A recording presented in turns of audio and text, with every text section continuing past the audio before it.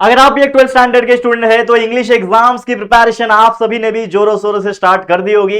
हालांकि जस्ट एक दिन पहले मैंने एक ऐसा वीडियो बनाया था जिसमें आपको 5 दिन का स्टडी प्लान बताया था कि कैसे आप लगातार अपने 10 फरवरी के जो इंग्लिश का एग्जाम है उसकी प्रिपरेशन कैसे 4-5 दिन पहले से कर सकते हो। तो वीडियो ऑलरेडी बहुत ज्यादा वायरल चला गया है, प्लीज आप लोग भी चेकआउट कर लेना अगर आपने नहीं देखा होगा। तो आज का जो वीडियो है ये है आप लोग के लिए एक ऐसा वीडियो जिसमें मैं बताने वाला हूं कि अगर आप भी एक 12th इंग्लिश का प्रिपरेशन कर रहे हो, 12th स्टूडेंट हो, तो आप अपना इंग्लिश का पेपर एक टॉपर के जैसा कैसे लिख सकते हो। जैसा कि आप जानते हैं एक टॉपर जो होता है और एक जो मिडल वाला जो बच्चा होता है, एवरेज बच्चा होता है, इन दोनों में फर्क क्या होता है? पढ़ता ये भी है, पढ़ता ये भी है, दोनों लगभग सेम लेवल का 19-20 का फर्क होता है, सेम लेवल का मेहनत करते हैं। लेकिन ये जो टॉपर होता है वो हमेशा टॉप करता है क्योंकि उसको पेपर को लिखना आता है, यानी जो उसने पढ़ा है, जो उसने समझा है, वो उसको डिलीवर कर पा रहा है। और ये जो व्यक्ति है, जो एवरेज बच्चा है, उसने भी सब कुछ पढ़ा है लेकिन वो पेपर को अच्छे से लिख नहीं पाता और इसीलिए वो एक मिडल या फिर मीडियोकर, जिसको हम बोलते हैं एवरेज स्टूडेंट, जो है बन के रह पाता है। अक्सर आपने देखा होगा जो नेता लोग होते हैं, पॉलिटिशियंस होते हैं, जिनको बहुत अच्छा बोलने आता है वो बहुत ज्यादा आगे बढ़ जाते हैं। लेकिन कुछ ऐसे नेता होते हैं जिनके पास नॉलेज भरपूर होता है, पढ़े लिखे होते हैं, सब कुछ होते हैं, लेकिन बोलना नहीं आता है, ठीक है ना, बोलने का कला नहीं होता, तो वो थोड़े पीछे रह जाते हैं पॉलिटिक्स की रेस में। तो सेम अप्लाई होता है आपके स्टडीज के लिए भी। अगर कोई टॉपर बच्चा है तो वो टॉपर इसलिए है क्योंकि वो बहुत अच्छा प्रेजेंटेबल है, प्रेजेंटेशन बहुत अच्छा कर रहा है और साथ में कुछ इस तरीके से पेपर लिख रहा है कि एग्जामिनर, जो पेपर चेक करने वाला है, वो बहुत खुश हो रहा है देख के और उसके पेपर को देख के वो अच्छे मार्क्स दे पा रहा है। तो 12th इंग्लिश में ऐसा आप क्या कर सकते हो, क्या क्या चीज को आपको ध्यान देना पड़ेगा। और डेफिनेटली ये जो टेक्निक्स बता रहा हूं, ये जो टिप्स मैं आपको देने वाला हूं, ये वाकई में इतने इंपॉर्टेंट है कि करके देखना, आपको खुद रियलाइज होगा, कुछ चेंजेस फील होगा आप लोग को और एग्जाम में बेहतरीन मार्क्स आपको मिलेंगे ही मिलेंगे। तो चलिए शुरुआत करते हैं। अगेन बहुत सारे वीडियोस आपके लिए बने पड़े हैं इंग्लिश के लिए, 12th इंग्लिश के लिए। आप सर्च करो, नॉवेल्स पढ़ना है, एप्रिसिएशन पढ़ना है, माइंड मैपिंग पढ़ना है, पैसेज पढ़ना है, बस टॉपिक का नाम डालो और सर्च करो और लिख दो आगे बाय JR कॉलेज, आपको मिल जाएगा। हमने प्लेलिस्ट भी तैयार कर रखा है, प्लेलिस्ट में भी आपको वीडियोस मिल जाएंगे 12th इंग्लिश की। तो स्टार्ट कर लो और सब्सक्राइब अभी से कर लेना चैनल को, क्योंकि अब आने वाले दिनों में तो और वीडियोस आने वाले हैं ना। इंग्लिश तो 10 तारीख को है, अभी भी 2-3 दिन समय है, तो उसके लिए और वीडियोस आएंगे। साथ में बाकी सब्जेक्ट, साइंस स्ट्रीम के हो या फिर कॉमर्स स्ट्रीम के हो, बाकी सब्जेक्ट भी लगातार इंपॉर्टेंट क्वेश्चन के साथ आते रहेंगे, ठीक है। साथ ही में हमारा टेलीग्राम ग्रुप है, उसको ज्वाइन कर लेना, क्योंकि वहां पे इंपॉर्टेंट क्वेश्चन के पीडीएफ लगातार अपलोड हो रहे हैं। चेकआउट कर लेना, टेलीग्राम ग्रुप है हमारा JR कॉलेज नाम से, ठीक है। चलिए शुरू करते हैं। तो सबसे पहले आप लोग को एक चीज बता दूं, अगर आपको टॉपर बनना है तो आपको यह समझना पड़ेगा कि आपका जो एग्जामिनर है, यानी आपका जो पेपर चेकर है, वो आपसे चाहता क्या है। अंडरस्टैंड द एग्जामिनर वांट्स, यानी आपसे वो क्या चाहता है। तो आपसे वो क्या चाहता है कि आपका जो फॉर्मेट हो, जो भी आप फॉर्मेट लिख रहे हो, चाहे वो पैसेज का हो, पोयम का हो, एप्रिसिएशन का हो, या फिर कोई राइटिंग स्किल का हो, या फिर कोई नॉवेल्स का हो, जो भी आंसर आप लिख रहे हो वो प्रॉपर फॉर्मेट के हिसाब से लिखो। ऐसा नहीं कि कुछ भी लिख रहे हो, फॉर्मेटिंग प्रॉपर रहेगा तो बिना अंदर ज्यादा डिटेल में पढ़े वो आपको मार्क्स दे देगा। अगर आपका हैंड राइटिंग भी अच्छा होगा, प्रेजेंटेशन अच्छा होगा, तो मार्क्स दे देगा। दूसरा चीज, रेलेवेंट कंटेंट होना चाहिए। समझ रहे हो बात को, कि मान लो कोई पैसेज आया हुआ है और उस पैसेज में से आपके जो क्वेश्चंस पूछे हैं A1 में, A2 में, जो भी क्वेश्चंस पूछे हुए, और आप उसका जवाब दे रहे हो जो कि पैसेज में है ही नहीं, अपने मन से कुछ भी लिख रहे हो उसके अंदर, और या फिर अगर पैसेज में से कोई लाइन ढूंढ के लिख भी रहे हो जो कि उस आंसर से मैच तक नहीं कर रहा है, यानी रेलेवेंट ही नहीं है, तो आपको मार्क्स नहीं मिलेगा। और इसके लिए आपका मार्क्स करते हैं। और जो टॉपर होता है वो क्या करता है, वो पहले पैसेज नहीं पढ़ता। मैं आपको अगेन बताना चाहता हूं, टॉपर क्या करता है पता है, ये चीज ध्यान रखना, हमेशा याद रखना, मैं ये चीज बार बार बता चुका हूं कि हमेशा क्वेश्चंस को पहले रीड करो फिर पैसेज करो, जो कि मैं बाद में बताना था, अभी बता दे रहा हूं कि पहले पैसेज जब आएगा, ये गुरु मंत्र दे रहा हूं, याद रखना मेरी, ठीक है, राहुल सर की याद रखना है बात। कभी भी जब पैसेज आया तो पहले पैसेज मत पढ़ो, पूरा टाइम जाएगा, 2-5 मिनट वेस्ट होएगा। पहले क्वेश्चन पढ़ो कि क्वेश्चन में क्या पूछा है, अब वो क्वेश्चन माइंड में फिट कर लो और फिर जाओ पैसेज पढ़ो। और जब इस तरीके से पैसेज पढ़ोगे तो ऑटोमेटिकली आपको आंसर मिल रहे होंगे, क्योंकि आपको क्वेश्चन तो पता है ना। क्योंकि जब पहले पैसेज पढ़ोगे तो आपको क्वेश्चन तो पता नहीं था, तो आपने बस पढ़ने के लिए पढ़ लिया, क्या है वो पैसेज, किस बारे में, पढ़ने के लिए पढ़ लिया। फिर क्वेश्चन पढ़ोगे, फिर वापस से पैसेज पे जाओगे, मतलब पहले पैसेज पे गए, फिर क्वेश्चन पे गए, फिर पैसेज पे जा रहे हो। तो इससे अच्छा ये कि पहले क्वेश्चन पढ़ लो, फिर सीधा पैसेज में जाके आंसर ढूंढना है, तो आपको पता चल जाएगा कि ये इसका आंसर है। और जैसा कि मैंने बोला भी है कि पैसेज में से जब आंसर ढूंढ के लिखते हैं तो एग्जैक्टली वर्ड टू वर्ड जो पैसेज में लिखा है वही छापना नहीं होता, उसको थोड़ा सा इंप्रोवाइज करना होता है, थोड़ा अपने वर्डिंग्स में लिखना होता है, ताकि वो एक फिट आंसर बन सके, एक रिलेवेंट आंसर बन सके, ठीक है, याद रखना। तीसरा चीज, सिंपल बट इफेक्टिव वोकैबुलरी। आपके वोकैबुलरी, वोकैब्स जिसको हम बोलते हैं, बहुत इंपॉर्टेंट, बहुत मायने रखता है।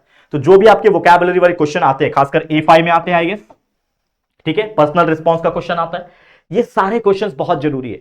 और इसमें जब आप आंसर लिखोगे तो ये भी ध्यान में रखना है कि आपका वोकैबुलरी मिस्टेक ना हो, ग्रामेटिकल मिस्टेक्स ना हो। ये सारी चीज अगर आप ध्यान में रखोगे और प्रॉपर फॉर्मेटिंग के साथ आंसर लिखोगे तो आपके मार्क्स फुल मिलते हैं।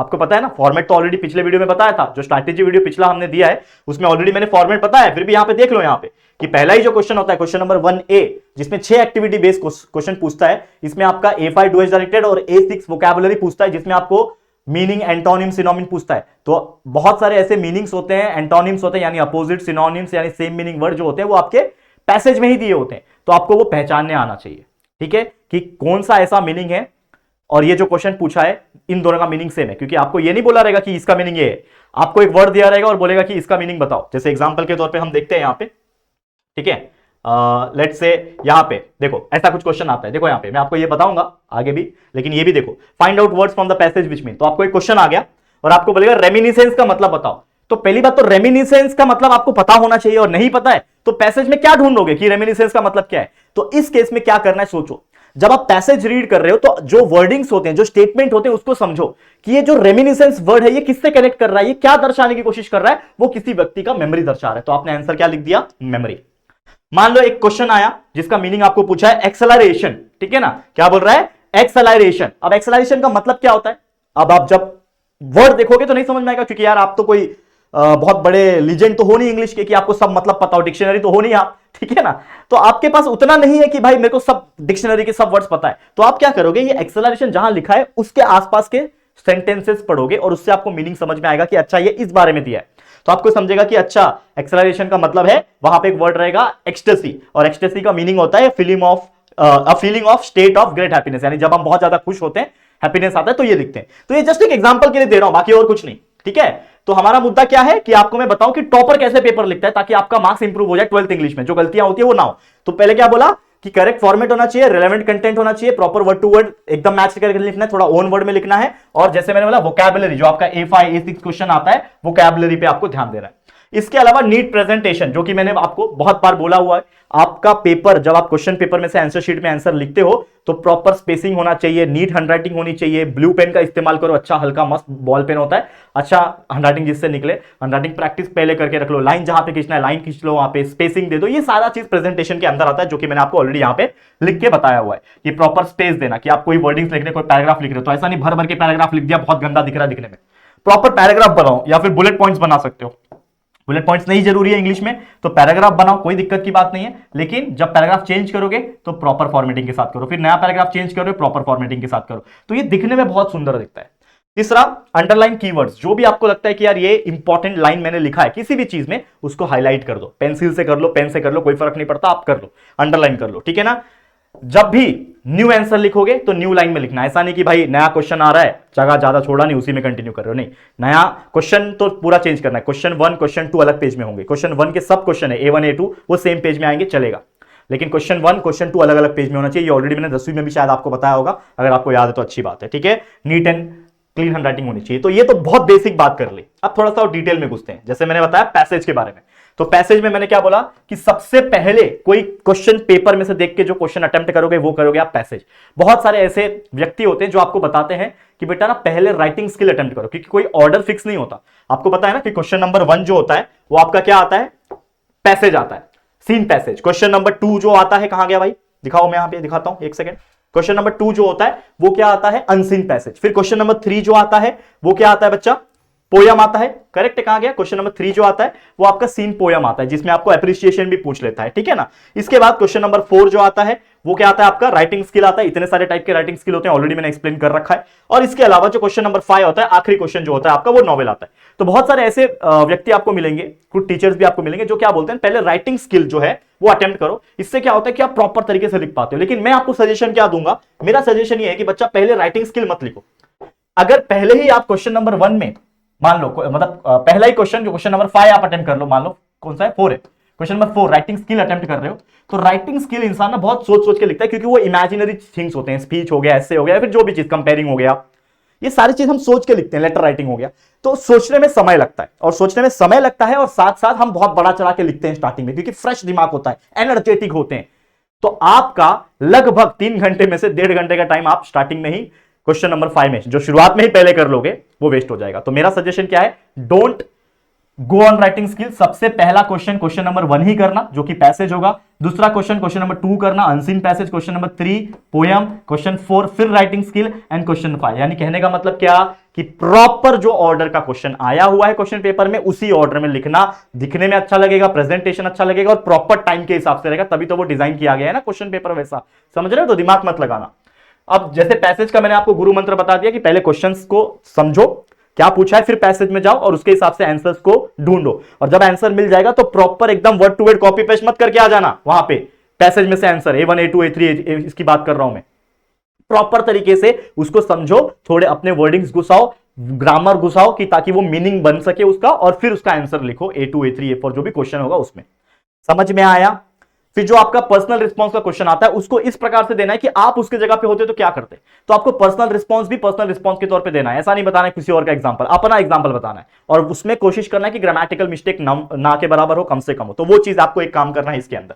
इसके अलावा जो राइटिंग स्किल का सेक्शन है, पोयम का तो मैंने ऑलरेडी आपको बताया हुआ है पहले भी, पोयम के केस में आप पोयम पहले से अच्छे से रीड करके जाओ, जो भी आपके टेक्स्ट बुक में पोयम्स है, ऑथर के नाम, एप्रिसिएशन ऑलरेडी वीडियो बना रखा है, माइंड मैपिंग पढ़ना है, माइंड मैपिंग के ऊपर वीडियो बना रखा है, तो जो भी चैप्टर या फिर जो भी टॉपिक माफ करना आपको पढ़ना है, लेट्स से आपको लेटर राइटिंग में तकलीफ है, आपको माइंड मैपिंग में तकलीफ है, आपको एप्रिसिएशन में तकलीफ है, आपको नॉवेल्स में तकलीफ है, बस लिखो वहां पे कि 12th English novels by JR college, बस हमारे चैनल JR कॉलेज का नाम डालना, क्योंकि JR कॉलेज के हिसाब से सर्च में आएगा वो वीडियो, सर्च नहीं करोगे तो नहीं आएगा, सर्च कर सकते हो, या तो हमने इंग्लिश का अलग से प्लेलिस्ट भी बना रखा है, उसमें भी सारे वीडियोस मिल जाएंगे, तो जैसा आप कंफर्टेबल हो, ढूंढ के पढ़ना है तो ढूंढ के पढ़ सकते हो, या तो प्लेलिस्ट में जाके ढूंढना है वैसे पढ़ सकते हो, जो भी आपको पढ़ना है, लेकिन पढ़ो जरूर। ये मैं क्यों बोल रहा हूं बच्चा बार बार, क्योंकि आपके लिए पिछले 1-1.5 साल से इस चैनल के ऊपर JR कॉलेज के ऊपर बहुत मेहनत किया है हमने, आप इतना मेहनत किया कि आप नहीं सोच सकते कि 11th का पूरा सिलेबस पढ़ा है, 12th का पूरा सिलेबस पढ़ा है, रिवाइज कराते हैं, लाइव रिवीजन कराते हैं, प्लस एग्जाम्स के समय इंपॉर्टेंट क्वेश्चंस प्रोवाइड करते हैं, और इंग्लिश के लिए भी बहुत सारी चीजें प्रोवाइड करते हैं, और इंक्लूडिंग अगर आपका हिंदी मराठी जैसा सब्जेक्ट रहेगा तो उसके भी वीडियोस कंटिन्यूअसली बना चुके हैं, और आगे